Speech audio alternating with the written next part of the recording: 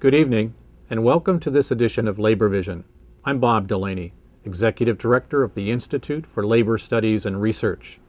Labor Vision, a production of the Institute, focuses on topics of importance and interest to working Rhode Islanders. We hope you enjoy this evening's edition.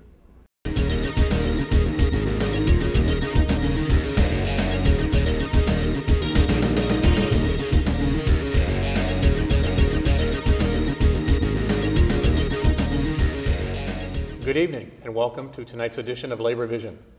I'm joined this evening by three members of Unite Here Local 217, the workers at the Westin Hotel. I'll introduce them from my far left. Aubrey Ramsey, you're a shop steward and been at the Westin for 2.5 years. Correct, yeah. I'm joined as well by Chris Cook. Chris, you've been at the Westin, you're a shop steward there, member of the executive board, been there for how many years? 12 years. And last but not least by Jenna Carlin.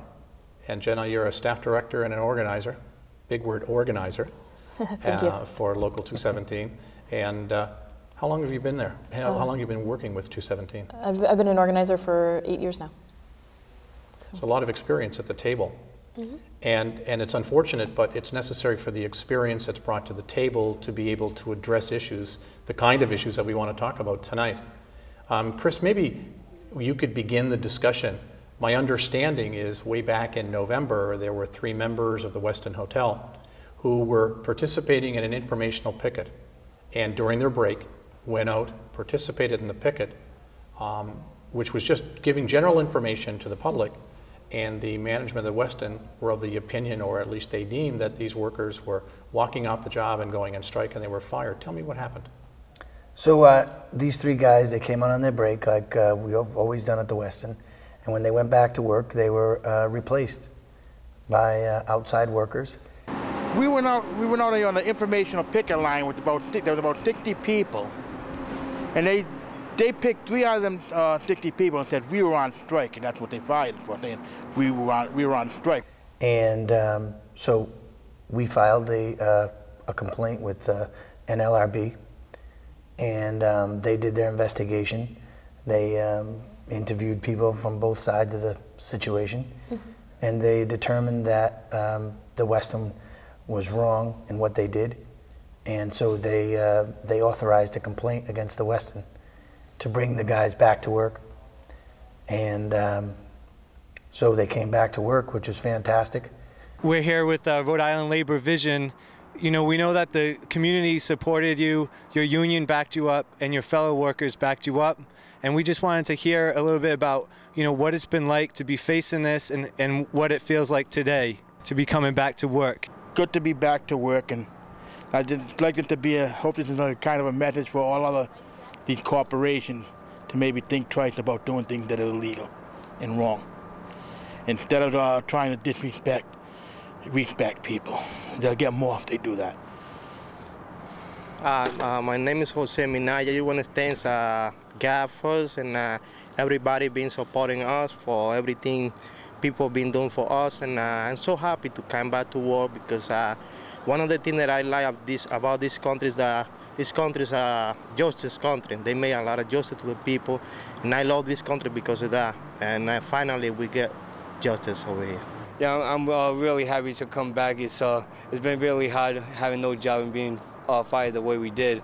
I have a lot of support from the union and the people that work into Westin, because if it wasn't for their help and their support, it would have been a lot more harder for us. And I appreciate everyone that participated and helped us through these troubled times. But I'm very happy to come back, and I hope these corporations will start waking up and realize that, you know, you could really hurt families a lot, and it was really hard for us, but I'm glad to come back. It was wrong what they did. It was illegal, and so they had to bring the guys back to work. So my understanding is that the National Labor Relations Board actually gave them the opportunity, gave the Westin Hotel management the opportunity to offer these guys their job back. Otherwise, they would have been ordered back to work. Correct.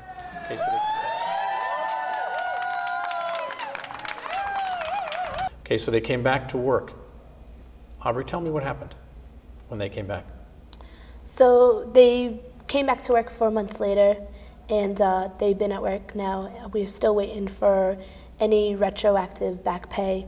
The National Labor Board has also issued a second complaint on that issue as well, because they feel like they've violated the contract that has been expired since October 31st, but is still what we should operate underneath. So there was some discussion in discussions we had earlier and in the information for the general public that the Westin just made an arbitrary decision that they could replace anybody they want with whomever they wanted, that there were no contract guidelines that would determine who would replace people, how seniority would play a role, or anything to that effect. So underneath the contract that we have now, we have posting guidelines. So we allow the positions to be posted in the hotel, so current bargaining members who are available to work those shifts can go ahead and post for those jobs. But instead they went ahead and replaced the 3 workers that were illegally fired or let go with 3 non-union members. Thank you for coming. It's a great day at the Westin Hotel. We're getting our 3 guys back that got illegally terminated by the Westin Hotel. These guys were put out around the holidays of Thanksgiving and Christmas. They had no income, and the Westin put them out of their jobs against their federal rights, and we run their jobs back today.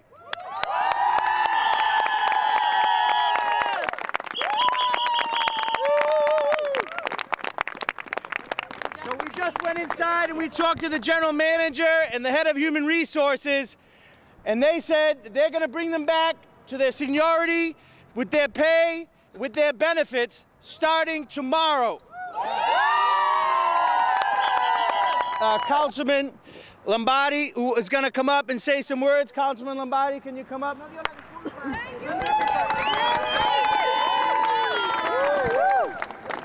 Thank you. I didn't realize I was going to be saying any words, but I'm honored and privileged to stand with the workers of the Westin Hotel, because this is about fundamental fairness. And I was here the night that these gentlemen were terminated, and it wasn't a pretty picture. But I got to tell you, I'm totally impressed by the unified effort that I see before us today. And it's your hard work and your determination to help these individuals get their jobs back, because it's only right that you have the right to speak out. You have a right to protest. You have a right to congregate. This is your inalienable right. That's what it's all about. And I want to congratulate you, and I want to let you know that as long as I'm here in this capacity or any other capacity, you will have my support. So God bless, and thank you very much. You want me to hold this? Guys, you got to believe. You have to believe in what you are doing and in the union. I remember the day that they got fired. And I knew in my heart that they were gonna lose this. There was no other way, because you guys are doing the right thing. You are hardworking people. You are the one who gave the Westin Hotel all the stars that they have. It's your work, and that is important. It's important for the city, and it's important for the hotel. So you need to stick together and keep it up. Keep it up, because you are doing the right thing, and we are with you 100%, and we will continue to be with you, because you are the one who make this city a good city to live. Thank you. We have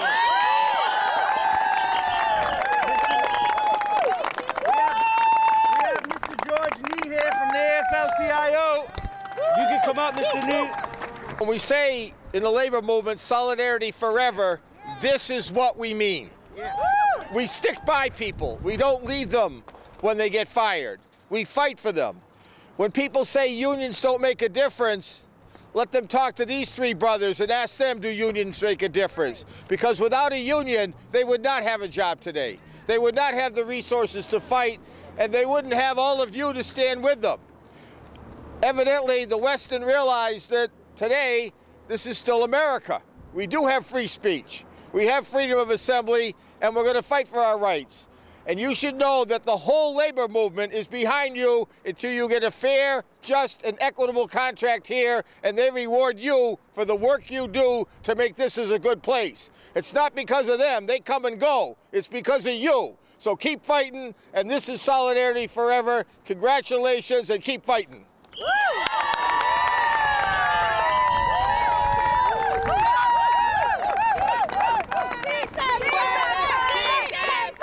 I just want to say congratulations to the workers, all of the workers in the union for winning this battle. This is absolutely so encouraging for people like us who are working for the Central Falls teachers, trying to get them back to work. So we are just totally encouraged by this. We will be reaching out to a lot of people, to you folks, to support the Central Falls teachers, that you know how they feel, that they have really done nothing wrong. They are ready and willing and able to help the people, the children that they teach, and they have been turned away.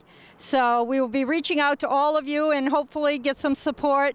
And again, I just want to congratulate you. It almost seems that appeared to be the thin edge of the wedge for a lot of other activities that management participated in the recent history. My understanding is that after the 3 people returned to their job, that contract negotiations were continuing, and all of a sudden, out of the blue one day, you receive information saying contract negotiations have stalled, they're not going anywhere, so now this is how we're going to do business. Jenna, tell me about what happened. Tell me what came down the pike. What was the understanding? Well, I think these guys can certainly, I think, share the details much better, but basically the hotel, you know, we're in negotiations trying to be reasonable, you know, trying to figure out what the future is for about 200, you know, workers who right now have good middle-class jobs at the Westin. You know, trying to recognize, obviously, we know we're in a difficult economic times. On the other hand, you know, the workers should still be able to continue to have good jobs, and you know, the workers are really trying to figure it out. We're, you know, in conversation and in negotiations with the hotel on Tuesday, and then all of a sudden, just a few days later, we receive a pretty nasty letter from the hotel saying, you know, we're going to impose a series of really awful cuts on the workers that these guys can definitely explain. You know, 20% cut across the board for everybody in their pay. So that means like a housekeeper who was making $14.37 is now making, I think, what, $11.50? Right, and then they raised the cost for the health insurance, the monthly contribution, and by triple. So a family plan, I was paying $115 a month, and now I have to pay $400 a month. So. So you pay $400 a month, you pay an additional almost $300 more, plus you took a 20% pay cut. At the same time, yeah. And so the letter also said that housekeepers had to also take those same cuts, an increase in the health insurance. Not only that, but they have to do more work. They have to take on 2 extra rooms, cleaning 2 extra rooms a day from 15 to 17. More work for less pay. They cut our wages 20% down. That's me, my family don't have no more food on the table. You know, my wages now is cost to me only for paying my mortgage and my car. So I don't have money for paying my bills, and I don't have money for put food on the table for my kids. So I make $14.65 an hour. So I think I made right now $11. And plus they take a 2 sick time. So now I have for 3 days, so now they gave me only 1. They took me 1 week vacation. I got my vacation already. They took it out. So they abused, because for the room attendant, they increased the room. So they say 2 more rooms, but it's not 2 more. It's more than 2. So now we have to more work and less pay. So we feel really bad, because we're working really hard for this hotel. I'm coming for this hotel when they open. You know, the old construction, I helped to take it out. And now they want the kids at the house, the people, if they don't care about, we got family. Too many people that paints the housekeeping and the other department in this hotel. And they don't care about family, they don't care about how much you spend time in this hotel, they don't care about anything. They don't respect. They don't respect, because when we want to talk to them, they come to us with attitude. And then also they took out the language that was our job security language that protected us from subcontracting, and actually had saved about 100 jobs at the Westin last summer. And Aubrey was one of those people that her job was saved by that language. Yeah. So last summer, they asked the union to sit down and negotiate about subcontracting out about 4 or 5 departments of the Westin Hotel.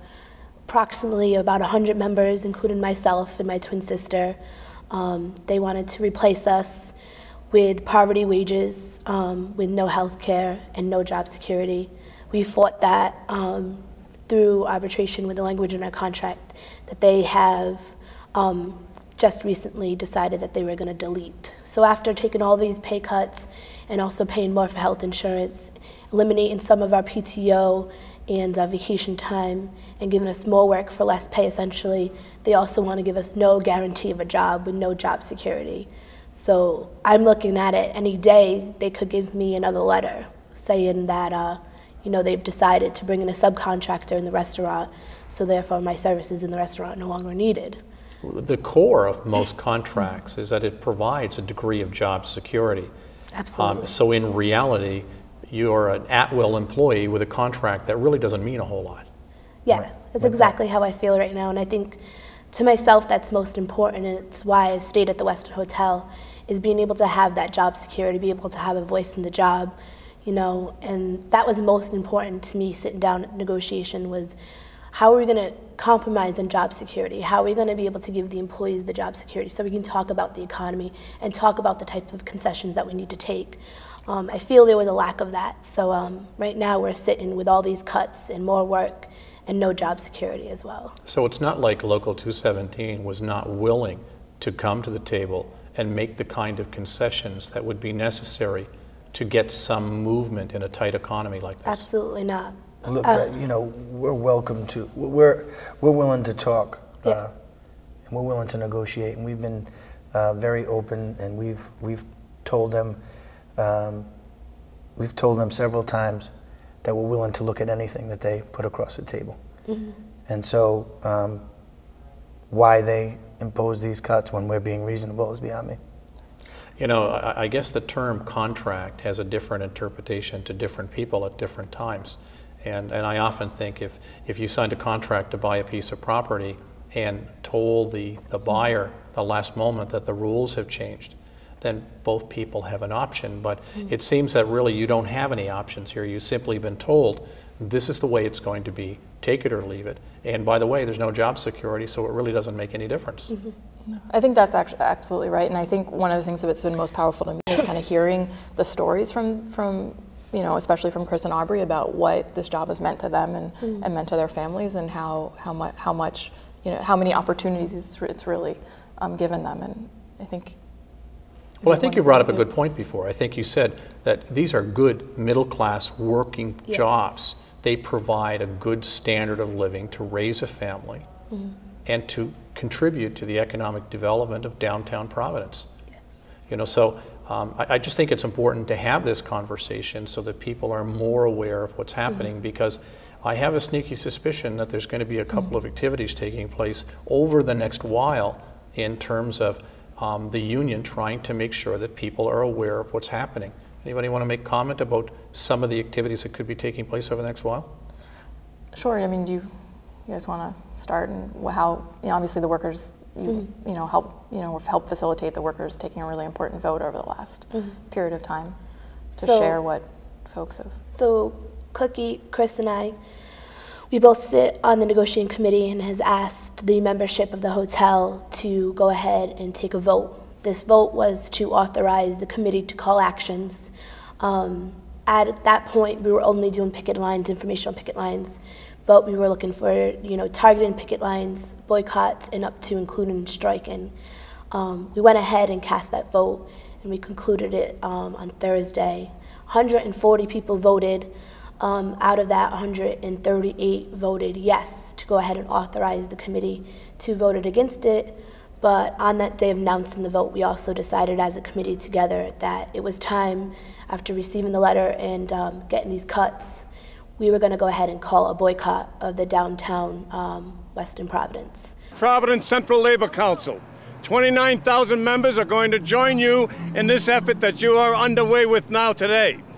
But I want to give you a little history lesson about the Westin Hotel. Some of you are kind of young. When this hotel was built, it was built with the taxpayers' dollars of the state of Rhode Island. It was built with the idea that it would bring good jobs, long-lasting jobs, jobs that would give people a foundation that could earn a living in dignity. Not jobs that would be degraded, not jobs where you would get your wages cut, not jobs where you would get your benefits cut. That's the wrong message that they're sending to you. You had 138 people vote today. I'm telling you that 29,000 members of the Providence Central Labor Council is going to join you. We're not going to support the Westin Hotel. We won't be there until you tell us to be there. Continue on with this struggle. Many of you, by the way, came through the efforts of our Central Labor Council. There were job training programs. We led the way to get those job training programs here. Councilman Miguel Luna, my great friend.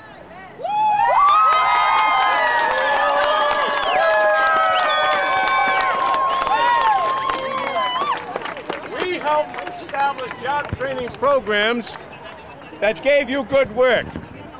We gave you good wages, good working conditions. We expect Westin Hotel people to understand what they have done today. This is not right. This hurts, but it hurts also the people of the state of Rhode Island who put so much faith into this hotel. If I'd known for 1 minute that when we sold the hotel that it was going to change, Westin people told us we like the union. A union hotel is the best run union hotels in the country, union hotel.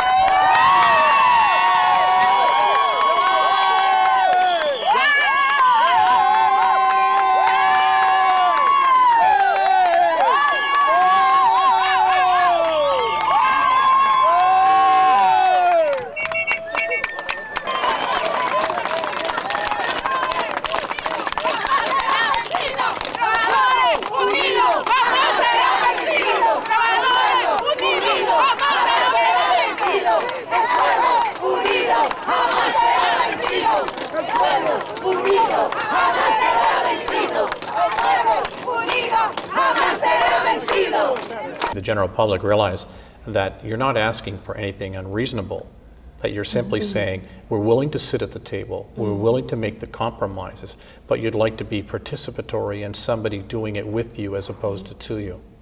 Yeah. Correct. For the whole time at the table, I mean, we were making that, you know, very, very clear that we were willing to take concessions and had started taking concessions and we're willing to negotiate that, but we felt we weren't receiving that back from the company and that they weren't willing to guarantee job security, which was most important, and some other things that we were negotiating.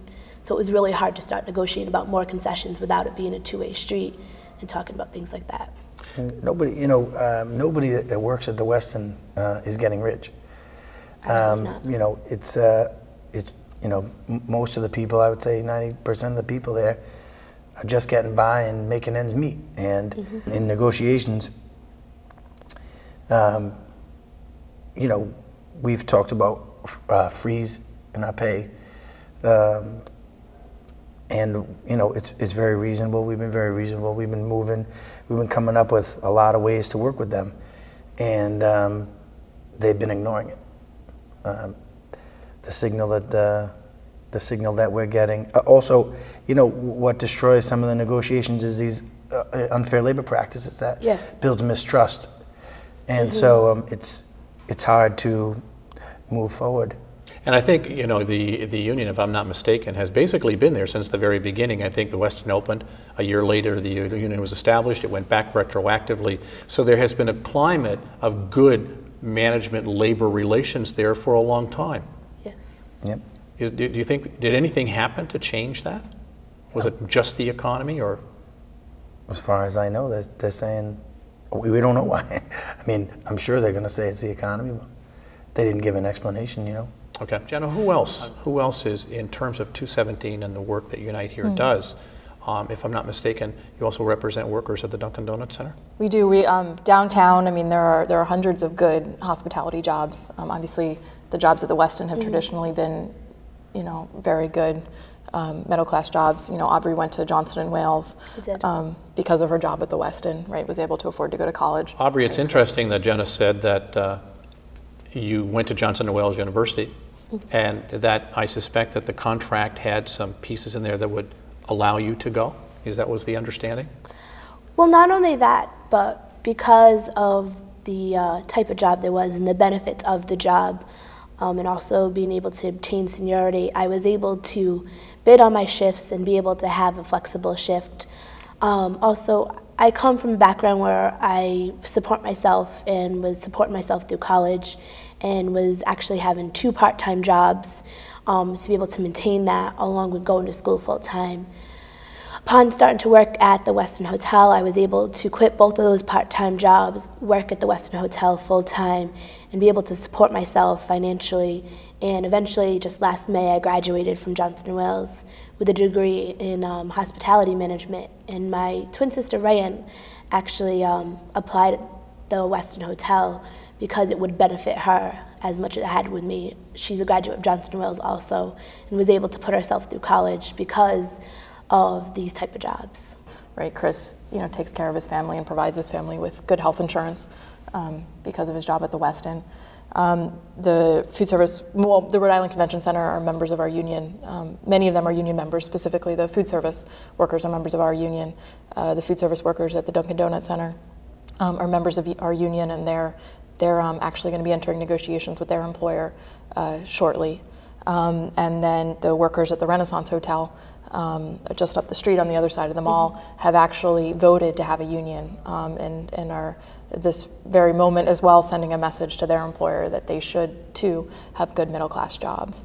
And so I really think the future of the work we're going to be doing with our members in downtown Providence is really saying, look, yeah, we understand the economy is not doing well, but the way out of this is to make sure that there are good hospitality jobs in our city, welcoming tourists to our city, allowing people to take care of their families, which means spending money. And I think that's how we get our economy back on track. Well, I take a look at the NCAA tournament last weekend in Providence, and they talk about the amount of money that would come into the city of Providence as a result of that particular activity. And I think most of our experiences are that when you go to the Westin or you go to the Convention Center or the Dunkin' Donuts Center, the staff there are very cordial. They provide an environment where people enjoy going there. And I think that it's obvious that you care about your job, that your job is important to you and to your family, but the kind of work that you do is important to you as an individual. We care about the guest. I mean, that's what's essential, is that, our jobs are middle-class jobs that provide benefits for ourselves, which enables us to care for the guest and care for the facility that we work at. Are there any other comments that you'd like to make with regard to the activities that may be taking place over the next while so that the general public realizes there may very well be information sessions, there may very well be a boycott? Tell me, when you talk about a boycott, what are you expecting the general public to be able to do or help or participate with? So as Aubrey said, right, the workers have voted to call a boycott of the hotel, which means, actually our picket lines are no longer only informational picket lines. We are asking people to not cross our picket lines. We're asking people who have booked events at the Westin to move them somewhere else, and that any future conventions or guests looking to come into the city of Providence do not book anything at the Westin Hotel until the workers at the Westin say, we've worked this out, please come back. This is certainly not something we wanted to have to do, but given what the hotel has imposed on the workers, we have no choice but to stand up and to make sure that these really do continue to be good middle-class jobs, because trying to work it out at the table clearly, is not going to work in this situation. So Jenna, it's interesting when you say that, because I think there may be a perception that many people that work in the service industry don't get these kind of opportunities. Aubrey, tell me what you do at the Westin. So at the Westin, I've been there for 2.5 years, and I've been a room service attendant. I also work sometimes in the Agora restaurant and hostess a little bit. Obviously you enjoy it. I do enjoy it. I enjoy it a lot. I like going ahead and meeting the guest and seeing the different groups come through the hotel. I've always had an interest in hospitality management and seeing what it has to take to put on certain functions. So. Tell me another piece of the discussion is, how was the content of the courses that you took at JW relevant to your job? Did it make you better at your job? Not the job skill itself. I mean, relatively, it's easy to do the task of room service, but handling guests and guest service, that wise, handling guest complaints, it was easier for myself with my education to go ahead and take those opportunities on myself and handle any issues that were minor that management didn't need to get involved. So going ahead and going through Johnson & Wales and having that kind of education, you know, empowered me to be able to handle certain issues. It also empowered you, it would appear to me, to have created a kind of a career path for yourself, so that the Westin could be a beneficiary of that, but you also have the opportunity to do other jobs at the Westin or to go somewhere else as a result of that. Absolutely. You know, with this kind of contract, I would have the opportunity to go ahead and start in a different job classification with my seniority and the bump and rights that we have in the contract. So if I was no longer interested in doing F&B, food and beverage being, I would be able to, let's say, go to the front desk or maybe do PBX or something like that. So change it up and learn different skills throughout the hospitality. It's really interesting. Chris, what do you do? I'm in the purchasing department. And so I assist in purchasing all the food and beverage and also receiving all the food and beverage. I love the job. It's a challenge every day to get everything done, get everything that the guest needs, make sure that they have anything, specialty items or anything like that they need. So I enjoy that. But to say what my job has meant to me, I know Aubrey said that, you know, she put herself through college. Well, I purchased my own home. I'm married, I have one son, and what most important to me at the Westin was my health insurance. Over a year ago, I almost passed away with blood clots in my lungs, and my health insurance covered all of it. And when they sent me a copy of the bill, you know, after my stay at the hospital, and $36,000 for 10 days in the hospital. I mean, without my health insurance, I don't know, you know, I would have had to put up my house, or I don't know what I would have done. So I've been able to buy a home, and the health insurance is very important, and that's what I got from my job. So this is truly a piece of the economic stimulus, the economic circle found within the economy, that in reality, you know, I take a look at it and said, even how you said you loved your job, and I think it's important for people to realize that, you know, your job, your customer relations, your customer service pieces are for the people on the staff that you work with, but also the people who deliver the services for the Westin.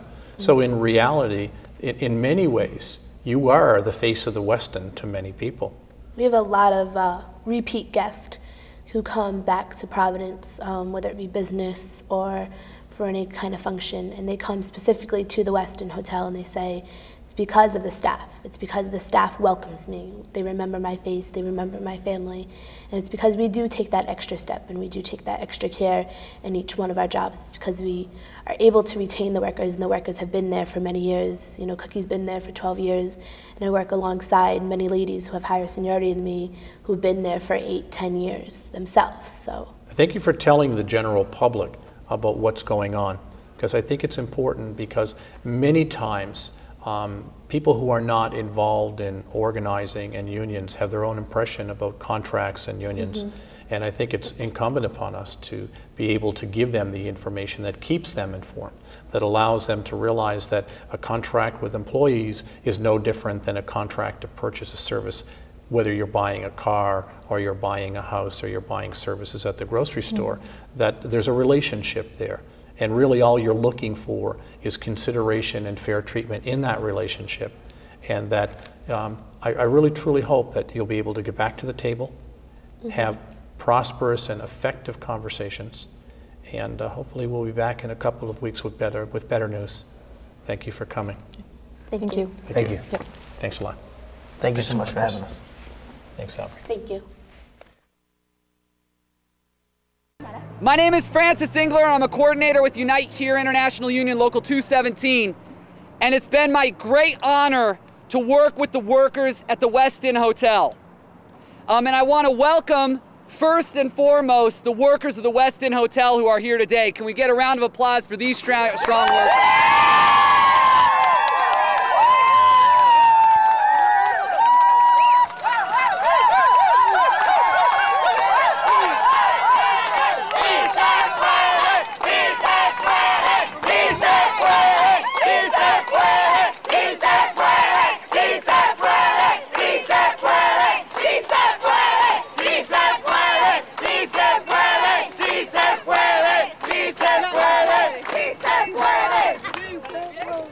So we're here today to make an extremely important announcement. I'm going to get out of the way because this is an action that has really been taken by the workers. As many of you know, this hotel has taken actions, has taken unfair labor practices against these workers, and these workers have been holding a vote to decide on what to do. And I'm going to turn it over to the committee of these workers to talk about their decision right now. Then I'm going to turn it over to some leaders in the community who have stood strong with us here today to talk about their response to the workers' decision. And so I want to introduce Aubrey Ramsey from the Union Committee at the Westin Hotel. Thanks, I just want to let everybody know that I've worked at the Westin Hotel for 2.5 years now, and I am so proud of what's happening right now today. We are calling right now that this is an unfair labor practice dispute right now. What the company is doing is wrong, and as part of the committee, we've called upon our brothers and sisters at the Westin Hotel and asked them to cast their vote whether or not to authorize the committee to call actions up to boycotts and including strikes. We are proud to announce that 148 of our brothers and sisters had, 138, have voted yes to call actions and to call boycotts, including a strike. 2 votes have called to say no, we do not authorize the committee. Mi nombre es Carmen Castillo, ella es Aubrey, ella estaba tratando de decirle que nosotros estamos aquí, somos parte del comité para decirle a ustedes que los empleados del Westin han votado 138 que sí para boicot y huelga y solamente 2 personas dijeron que no. El Hotel Westin está violando nuestros derechos y ha violado también leyes federales y nosotros queremos que el hotel nos vuelva a poner nuestro sueldo para atrás.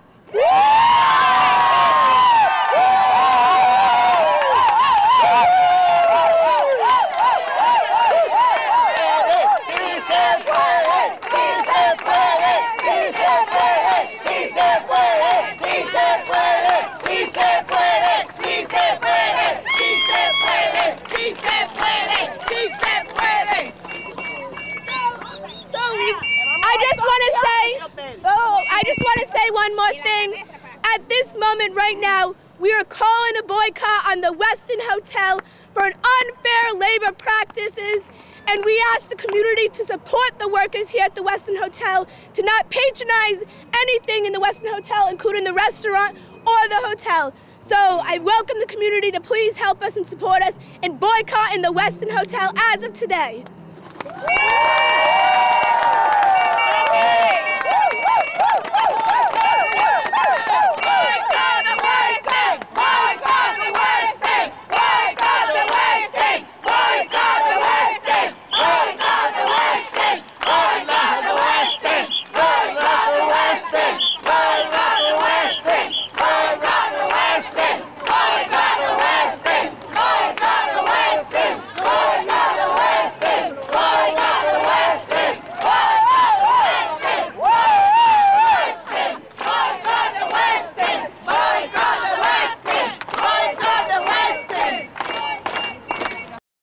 I'm also a member of the gym here, so I've got bad news for myself. I can't go to the gym anymore.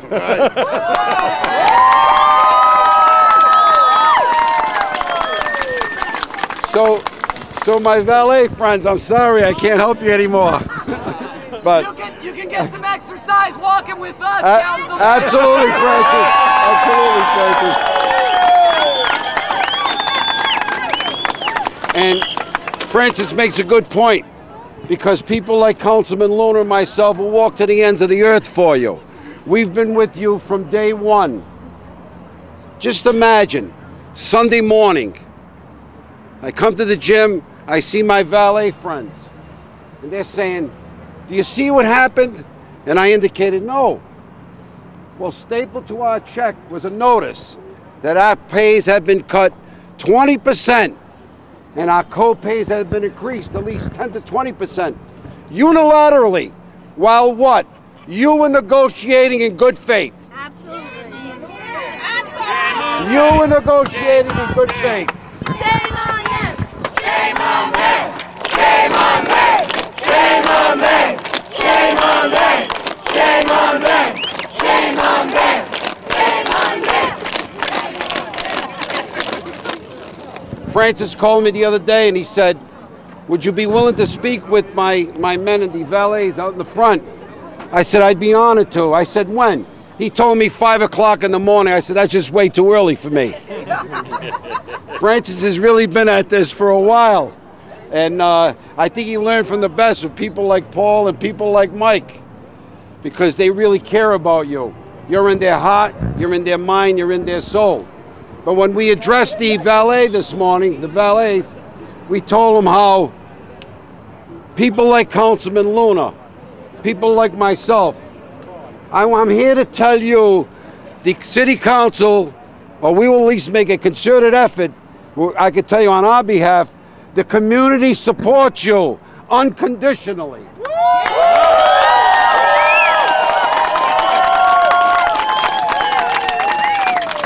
We have to support you, because that's what the foundation of this country was built on. Men and women like yourself, hard-working every day, trying to put food on the table, gas in your cars so you can go to work, a roof over your head, trying to give your children a better life. I can tell you this here, we will walk lockstep with you, because we have to walk lockstep with you. Continue to fight, do what you have to do, and God bless.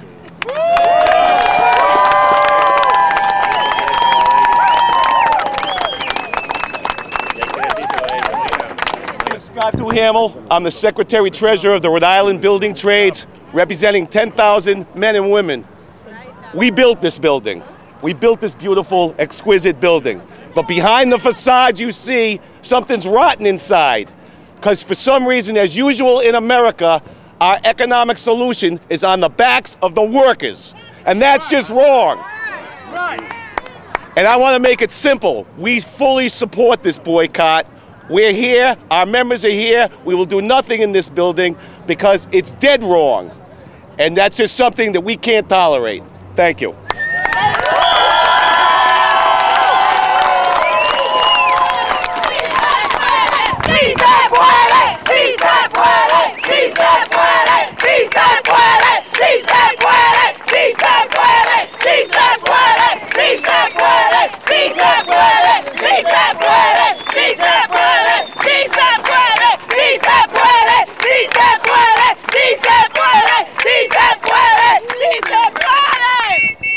I want to thank the workers that have come out to show their strength today and have shown their courage in taking this vote. 138-2 is quite a vote.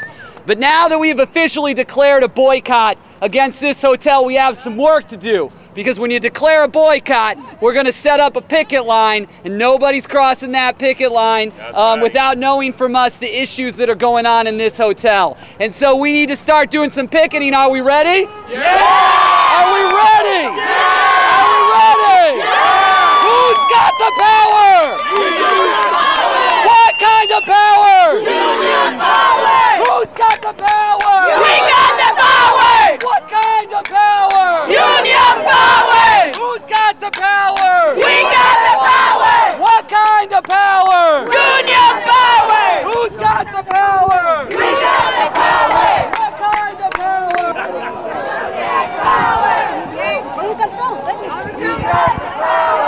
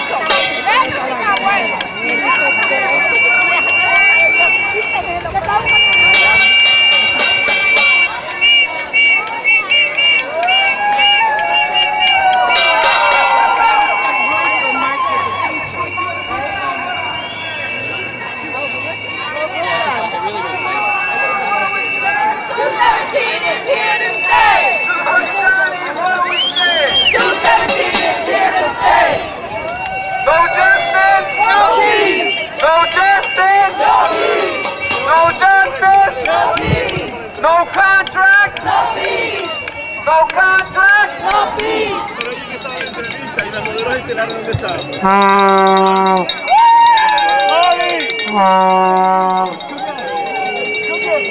This is what democracy looks like! The people united will never be defeated! The people united will never be defeated! Will never be defeated!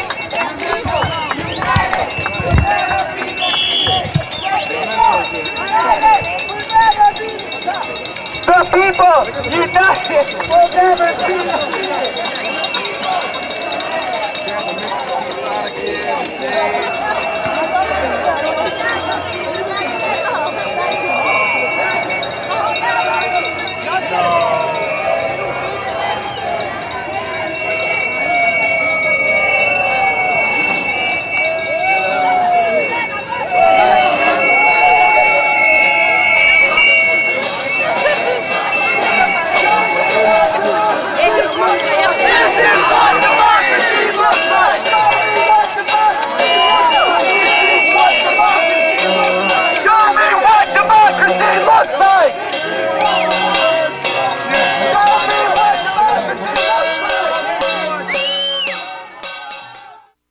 I'm sure that there will be many topics in the future very similar to this, and our hope is that we keep you informed and let you know what's happening on the streets in Rhode Island. Thank you for viewing this evening.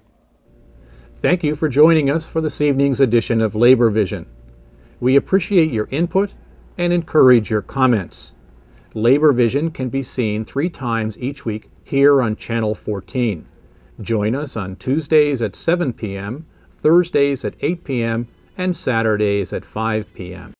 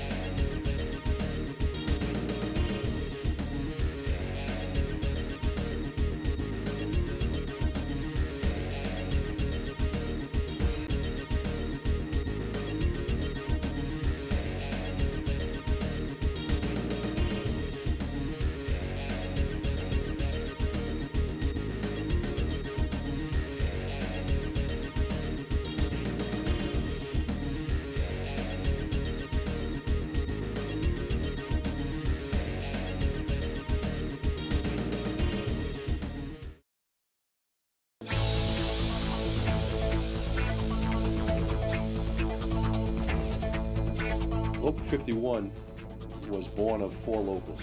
We have 39 cities and towns in Rhode Island and 69 in Massachusetts.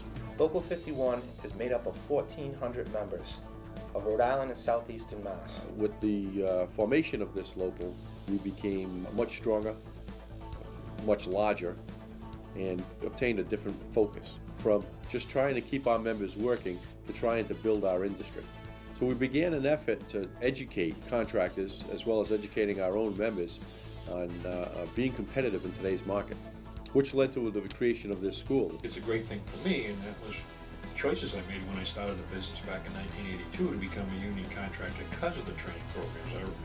I felt that, you know, the basis of my business and my business plan was to provide services to business I felt that needed a higher degree of skill levels and in the services we provide, and the only way I felt that I could effectively find those would be to go to a union who was training people in those skills. We moved into our current training facility in April of 2002.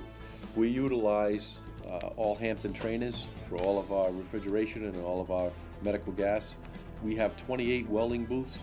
We're the only facility in the state which will provide any type of welding, from gas welding to shielded metal arc welding to computerized welding, which is used in the biopharmaceutical industry. We would certainly classify it as state-of-the-art.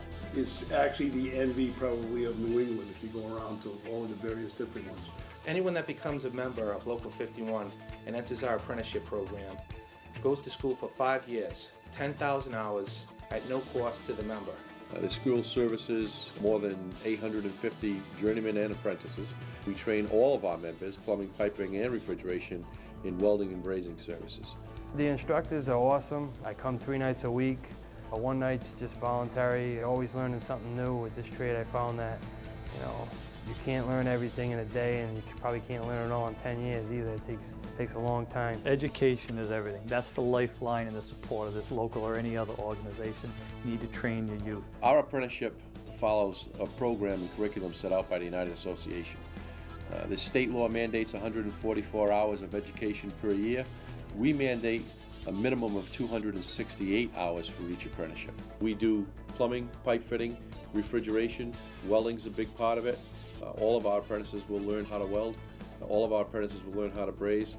And when they finish their apprenticeship, they will typically come back to hone their skills in the journeyman classes. There's no substitute for a UA trained mechanic, and there's a tremendous amount of effort that needs to be placed into creating the teachers, you know, for that effort. What's important to realize is the instructors that we have here, they love to teach, they love to educate these kids. They enjoy what they're doing, and it reflects in the kids, because if the instructors are here and they don't really want to be here, it all reflects in the education. So these guys that are here, they give a lot of their time to teach. They come in early, they do lesson plans, they go away from their families for these training seminars, just to come back here and able to give back. Here at Local 51, we're constantly upgrading our skills. We have journeyman upgrade classes that come up. We're teaching rigging classes, OSHA 30 classes, valve tech classes, and the one that I'm really happy about is the psychology in the workforce. That's the first class that we've offered to our members that's going to be a college accredited course towards their degree. And this was all made possible through the Institute for Labor Studies. And working with the Institute for Labor Studies, they helped us partner up with CCRI to have a professor come to our union hall and teach those classes at night for our apprentices or our journeymen and women that want to come in and continue their education. And by the time they finish their apprenticeship program, not only have a trade and a licensed craft, but also a degree. That in itself has led to more public activity. We certainly do more rallies, we do more packed town hall meetings. We try to get our members involved, we try to get them educated, we try to get them involved in the political process. All politics really starts at home and on a local level, and we try to get them involved in town politics, in state politics. Now, what this Brockton Clean Energy brings is futures to the families of the city of Brockton. You notice there's a lot of families here tonight that are walking around, that are out of work. This is going to bring $2 to $3 million worth of tax revenue to the city. It's going to help teachers, firefighters, and police. And this is an example right here. One of our members that started through the apprenticeship program, learned a trade, lives in Brockton, and it's unbelievable for the community. And we just don't understand why the mayor and the city council is against this project that's going to bring industrial back to the city of Brockton. We try to get involved in community projects, high school projects. We have a group of members who are working with Pontiganson High School to develop hydrogen fuel cell technology. One of the teachers, Ross McCurdy, had an idea to build a fuel cell car. He had the knowledge to do it, but he didn't have the skills to actually build the car. And some of our plumbers and pipe fitters and refrigeration guys on a job got to talking, and they decided that they would go down there and they would talk to Ross because one of their sons was sitting in this class and talking about how to build this car. And they volunteered their time and they decided to build a hydrogen car. It's a fuel cell car where the exhaust is pure water. and you take these skilled mechanics to go into a classroom environment and literally from a chassis up, build an automobile, and then bring in the new technologies of hydrogen and fuel cells. The education that you're giving to the kids is absolutely invaluable. And the kids at the school get the credit for it, and Local 51 gets the credit for actually working with them and building the car and showing them that what we can do, that a plumber and pipe fitter, it's just way beyond the residential. A great deal of our commitment to our community is to be involved in many of the social aspects and responsibilities that we have to share. One program that we're particularly fond of is the blood drive. There is just not enough blood supply for our hospitals, and it's a very, very major problem if surgery is required. We host blood drive clinics here. You get hundreds of guys that come here to give blood on donation day, you know, and this is a tremendous asset that goes back to the community. The UA itself has got incredible programs. We try to take our community responsibilities very serious because we are the community, and this is what we're trying to build up. People don't know what we're about, and we have to get back to our grassroots. That the union and the labor movement started in the communities. So we mobilize our members. We try to get them involved in that. Union is like a family, and unionism is what we were first taught. And not only Local 51, but the UA as a whole. The way they're coming up with the new programs, being very diverse, and trying to make sure that they're putting out the best product. All of these estimates I do, we don't figure to do things twice. They need to be done once, they need to be done right. UA Local 51 is committed to done once, done right. That's what we try to strive for. And I think that just shows in what we have. We have the knowledge to get the building done, and we have the manpower to get it done. We've been around for over 150 years, and we're going to continue to stay around.